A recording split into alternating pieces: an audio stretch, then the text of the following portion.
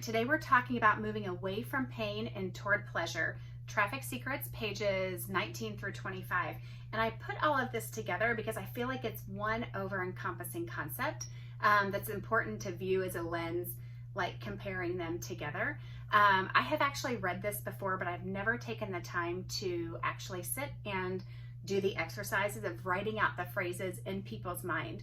So for me, being in the health and wellness space, so often I think about the negative, like people want to lose weight because they're uncomfortable in their clothes. They don't have energy. And I kind of forget that sometimes people are really moving toward pleasure. Going towards something, I tend to only focus on the pain that people are moving away from. So I'm going to sit and do this exercise thinking about my dream customer, thinking about my potential customers and what they are experiencing on both sides.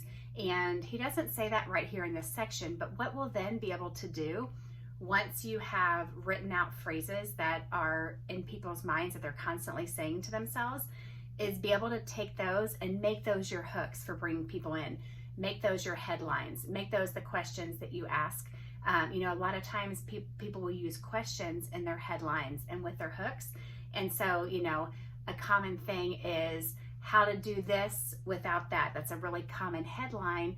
And then you can start using some of these phrases that you're collecting when you go through and do this exercise. So I would challenge you, take a minute, start writing out the phrases maybe that you used to say to yourself. A lot of times we are our own perfect avatar because we have come out of some kind of situation.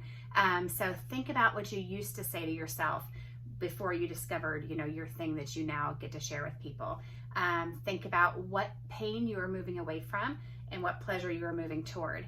And then, for us, we are in groups all the time listening to people talk about their weight and their health and their energy. So I'm going to make this a list that I keep adding to.